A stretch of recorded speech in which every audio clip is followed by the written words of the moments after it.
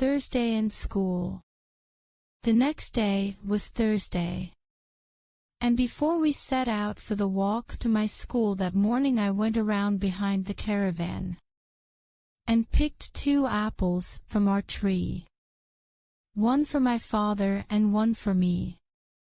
It is a most marvelous thing to be able to go out and help yourself to your own apples whenever you feel like it. You can do this only in the autumn, of course, when the fruit is ripe, but all the same, how many families are so lucky? Not 1 in 1,000, I would guess. Our apples were called Cox's Orange Pippins, and I liked the sound of the name almost as much as I liked the apples. At 8 o'clock we started walking down the road towards my school in the pale autumn sunshine, munching our apples as we strode along. Clink went my father's iron foot each time he put it down on the hard road. Clink, clink, clink. Have you brought money to buy the raisins? I asked. He put a hand in his trouser pocket and made the coins jingle. Will Cooper's be open so early? Yes, he said. They open at 8:30. I really loved those morning walks to school with my father. We talked practically the whole time. Mostly it was he who talked and I who listened, and just about everything he said was fascinating. He was a true countryman. The fields, the streams, the woods, and all the creatures who lived in these places were a part of his life. Although he was a mechanic by trade and a very fine one, I believe he could have become a great naturalist if only he had had a good schooling. Long ago he had taught me the names of all the trees, and the wild flowers, and the different grasses that grow in the fields. All the birds, too, I could name, not only by sighting them, but by listening to their calls and their songs. In springtime we would hunt for birds' nests along the way, and when we found one he would lift me up onto his shoulders so I could peer into it and see the eggs. But I was never allowed to touch them. My father told me a nest with eggs in it was one of the most beautiful things in the world. I thought so too. The nest of a song thrush, for instance, lined inside with dry mud as smooth as polished wood, and with 5 eggs of the purest blue speckled with black dots. And the skylark, whose nest we once found right in the middle of a field, in a grassy clump on the ground.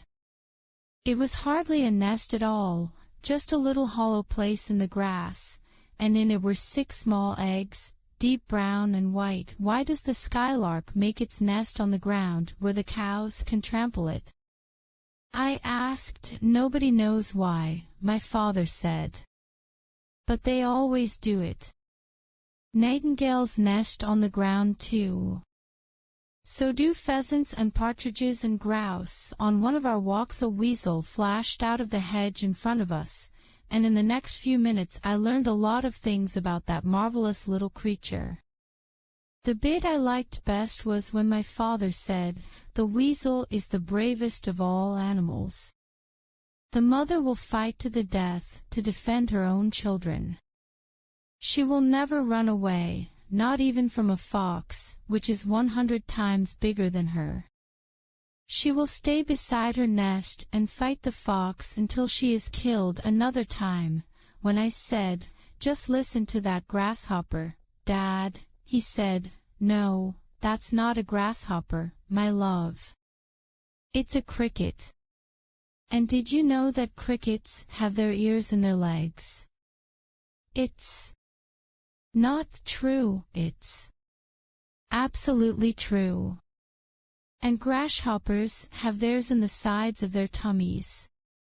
They are lucky to be able to hear at all, because nearly all the vast hordes of insects on this earth are deaf as well as dumb and live in a silent world. On this Thursday, on this particular walk to school, there was an old frog croaking in the stream behind the hedge as we went by.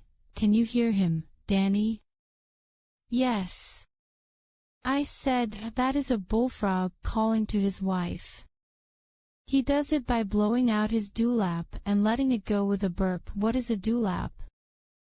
I asked. "It's the loose skin on his throat. He can blow it up just like a little balloon." "What happens when his wife hears him?" "She goes hopping over to him. She is very happy to have been invited. But I'll tell you something very funny about the old bullfrog. He often becomes so pleased with the sound of his own voice that his wife has to nudge him several times before he'll stop his burping and turn round to hug her." That made me laugh. "Don't laugh too loud," he said, twinkling at me with his eyes. "We men are not so very different from the bullfrog." We parted at the school gates, and my father went off to buy the raisins. Other children were streaming in through the gates and heading up the path to the front door of the school. I joined them but kept silent. I was the keeper of a deep secret, and a careless word from me could blow the lid off the greatest poaching expedition the world would ever see. Ours was just a small village school, a squat, ugly red brick building with no upstairs rooms at all. Above the front door was a big gray block of stone cemented into the brickwork, and on the stone it said, "This school was erected in 1902 to commemorate the coronation of His Royal Highness King Edward VII." I must have read that thing 1,000 times. Every time I went in the door it hit me in the eye. I suppose that's what it was there for. But it's pretty boring to read the same old words over and over again, and I often thought how nice it would be if they put something different up there every day, something really interesting. My father would have done it for them beautifully. He could have written it with a bit of chalk on the smooth gray stone, and each morning it would have been something new. He would have said things like, "Did you know that the little yellow clover butterfly often carries his wife around on his back?" Another time he might have said, "The guppy has funny habits. When he falls in love with another guppy, he bites her on the bottom." And another time, "Did you know that the death-as-itchy moth can squeak?" And then again, "Birds have almost no sense of smell. But they have good eyesight and they love red colors. The flowers they like are red and yellow, but never blue." And perhaps another time he would get out his chalk and write, "Some bees have tongues which they can unroll until they are nearly twice as long as the bee itself. This is to allow them to gather nectar from flowers that have very long narrow openings." Or he might have written, "I'll bet you didn't know that in some big English country houses, the butler still has to iron the morning newspaper before putting it on his master's breakfast table." There were about 60 boys and girls in our school, and their ages went from 5 to 11. We had 4 classrooms and 4 teachers. Miss Birdseye taught the kindergarten, the 5-year-olds and 6-year-olds, and she was a really nice person. She used to keep a bag of aniseed balls in the drawer of her desk, and anyone who did good work would be given 1 aniseed ball to suck right there and then during the lesson. The trick with aniseed balls is never to bite them. If you keep rolling them round your mouth, they will dissolve slowly of their own accord, and then, right in the very center, you will find a tiny little brown seed. This is the aniseed itself, and when you crush it between your teeth it has a fabulous taste. My father told me that dogs go crazy about it. When there aren't any foxes around, the huntsman will drag a bag of aniseed for miles and miles over the countryside, and the foxhounds will follow the scent because they love it so. This is known as a drag hunt. The 7- and 8-year-olds were taught by Mr. Corrado, and he was also a decent person. He was a very old teacher, probably 60 or more, but that didn't seem to stop him being in love with Miss Birdseye. We knew he was in love with her because he always gave her the best bits of meat at lunch when it was his turn to do the serving. And when she smiled at him, he would smile back at her in the soppiest way you can imagine, showing all his front teeth, top and bottom. And most of the others as well. A teacher called Captain Lancaster took the 9- and 10-year-olds, and this year that included me. Captain Lancaster, known sometimes as Lankers, was a horrid man.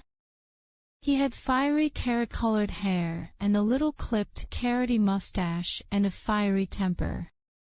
Carroty-colored hairs were also sprouting out of his nostrils and his ear holes.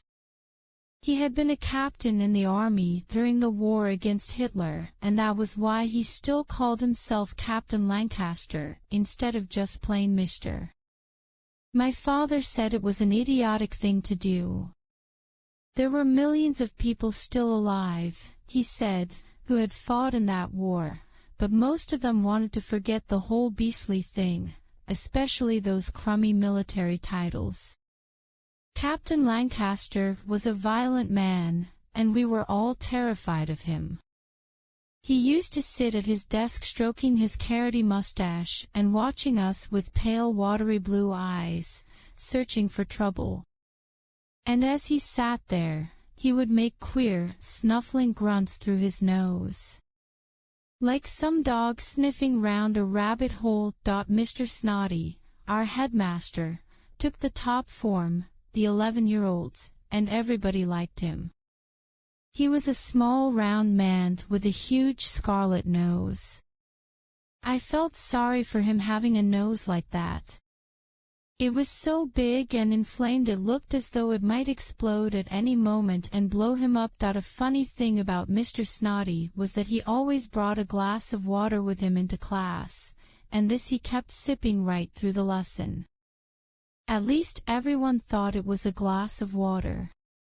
Everyone, that is, except me and my best friend, Sidney Morgan. We knew differently, and this is how we found out. My father looked after Mr. Snotty's car, and I always took his repair bills with me to school to save postage. One day during break I went to Mr. Snotty's study to give him a bill, and Sidney Morgan came along with me. He didn't come for any special reason. We just happened to be together at the time. And as we went in, we saw Mr. Snotty standing by his desk refilling his famous glass of water from a bottle labeled Gordon's Gin. He jumped a mile when he saw us. "You should have knocked," he said, sliding the bottle behind a pile of books. "I'm sorry, sir," I said.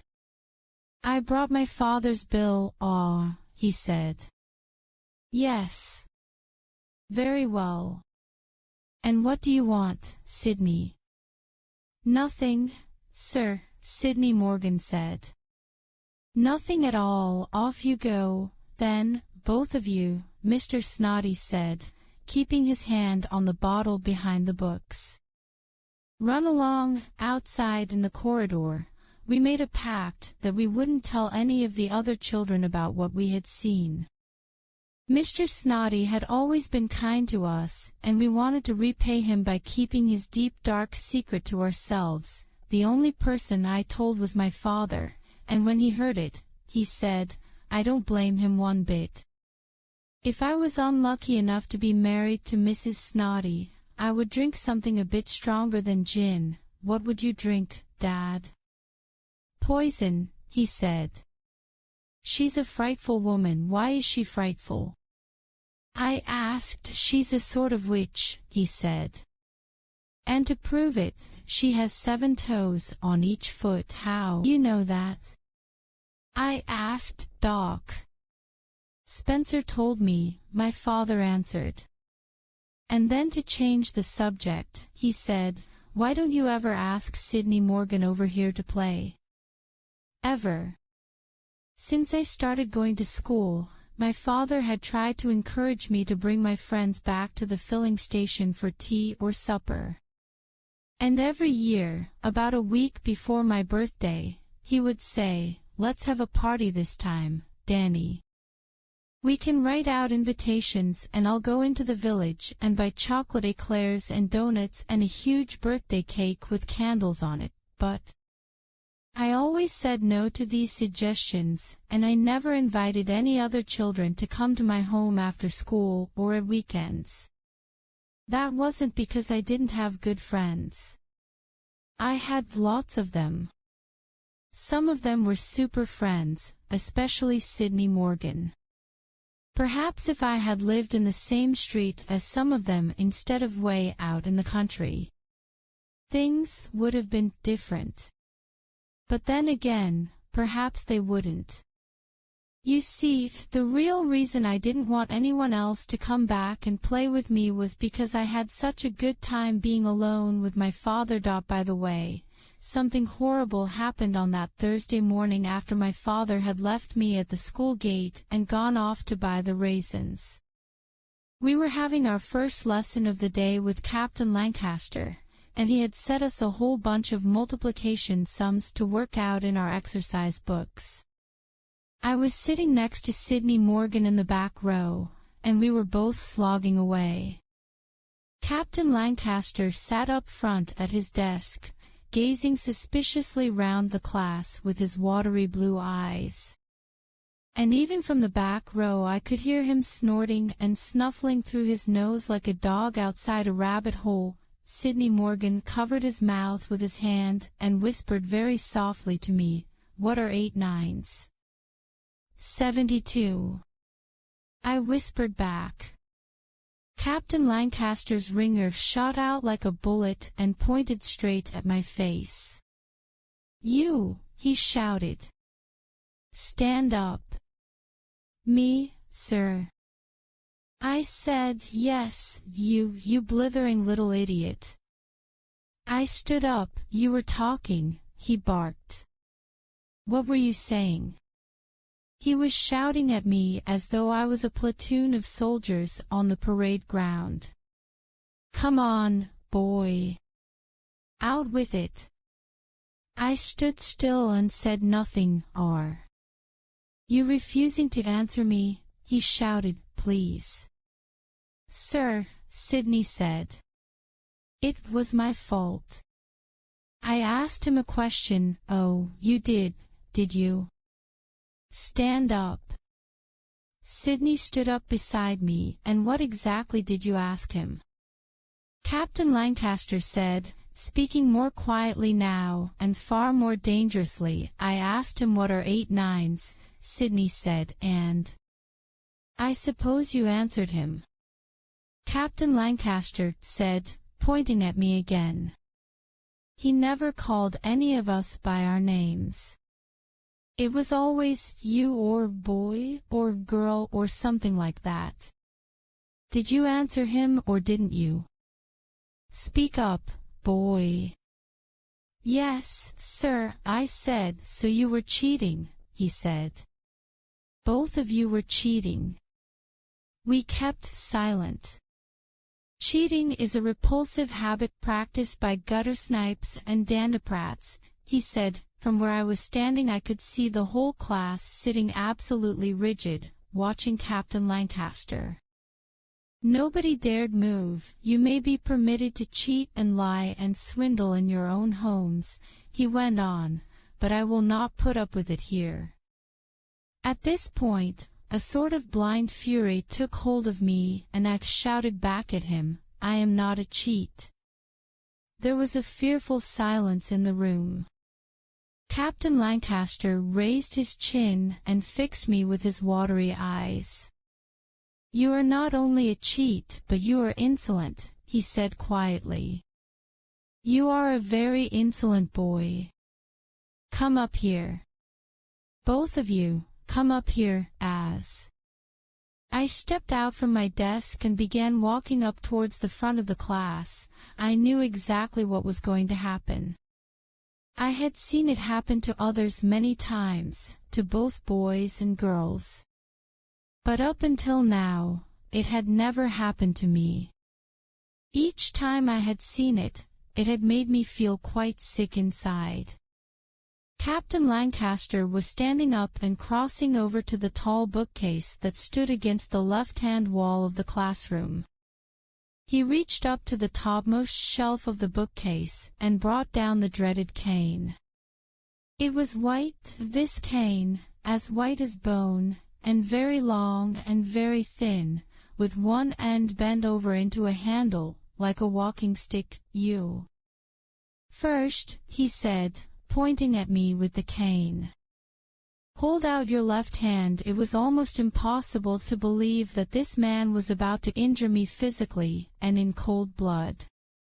As I lifted my left hand palm upwards and held it there, I looked at the palm itself and the pink skin and the fortune teller's lines running over it, and I still could not bring myself to imagine that anything was going to happen to it. The long white cane went up high in the air and came down on my hand with a crack, like a rifle going off. I heard the crack first, and about 2 seconds later I felt the pain. Never had I felt a pain such as that in my whole life. It was as though someone were pressing a red-hot poker against my palm and holding it there. I remember grabbing my injured left hand with my right hand and ramming it between my legs and squeezing my legs together against it. I squeezed and squeezed as hard as I could, as if I were trying to stop the hand from falling to pieces. I managed not to cry out loud, but I couldn't keep the tears from pouring down my cheeks. From somewhere nearby I heard another fearful swish-crack.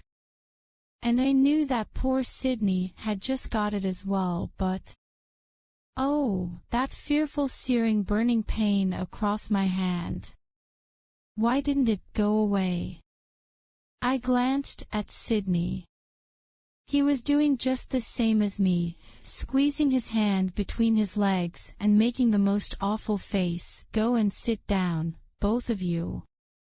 Captain Lancaster ordered that we stumbled back to our desks and sat down. "Now get on with your work," the dreaded voice said. "And let us have no more cheating. No more insolence, either." The class bent their heads over their books, like people in church saying their prayers. I looked at my hand. There was a long, ugly mark about 1/2 inch wide running right across the palm, just where the fingers joined the hand. It was raised up in the middle, and the raised part was pure white, with red on both sides. I moved the fingers. They moved all right, but it hurt to move them. I looked at Sydney. He gave me a quick apologetic glance under his eyelids, then went back to his sums. When I got home from school that afternoon, my father was in the workshop. "I've bought the raisins," he said. "We will now put them in to soak. Fetch me a bowl of water, Danny." I went over to the caravan and got a bowl and half filled it with water. I carried it to the workshop and put it on the bench, open up the packets and tipped them all in, my father said. This was one of the really nice things about my father. He didn't take over and want to do everything himself.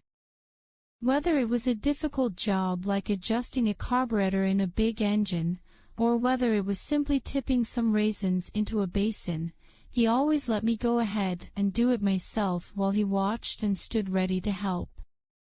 He was watching me now as I opened the first packet of raisins. "Hey," he cried, grabbing my left wrist. "What's happened to your hand?" "It's nothing," I said, clenching the fist that he made me open it up. The long scarlet mark lay across my palm like a burn. "Who did it?"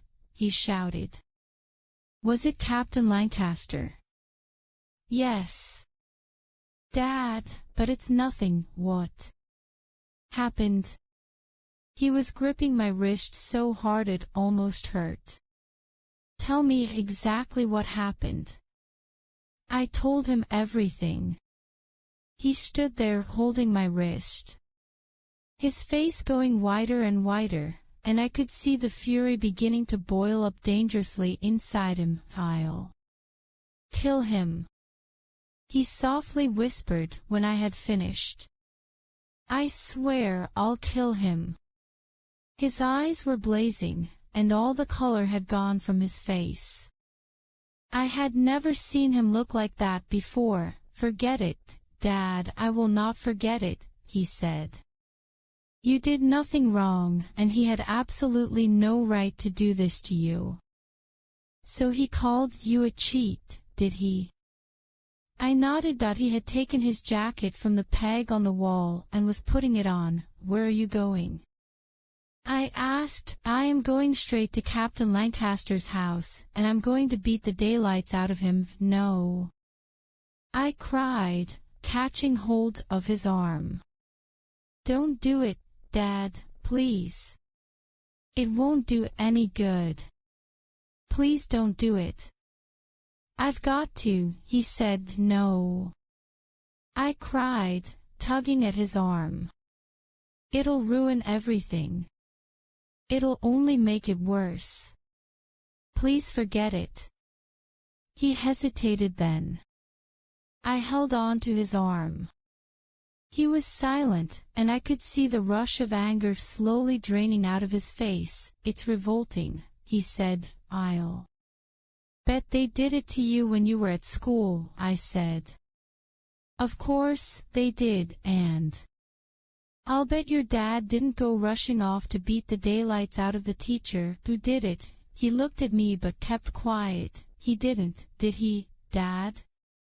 No, Danny, he didn't, he answered softly. I let go of his arm and helped him off with his jacket and hung it back on the peg. I'm going to put the raisins in now, I said.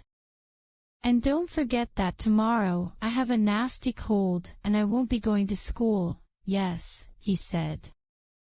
That's right, we've got 200 raisins to fill, I said. Ah, he said. So we have. I hope we'll get them done in time, I said. Does it still hurt? He asked. That hand? No, I said. Not one bit. I think that satisfied him. And although I saw him glancing occasionally at my palm during the rest of the afternoon and evening, he never mentioned the subject again. That night he didn't tell me a story. He sat on the edge of my bunk and we talked about what was going to happen the next day up in Hazel's Wood. He got me so steamed up and excited about it, I couldn't get to sleep. I think he must have got himself steamed up almost as much, because after he had undressed and climbed into his own bunk, I heard him twisting and turning all over the place. He couldn't get to sleep either. At about 10:30, he climbed out of his bunk and put the kettle on. What's the matter, Dad? Nothing, he said. Shall we have a midnight feast? Yes.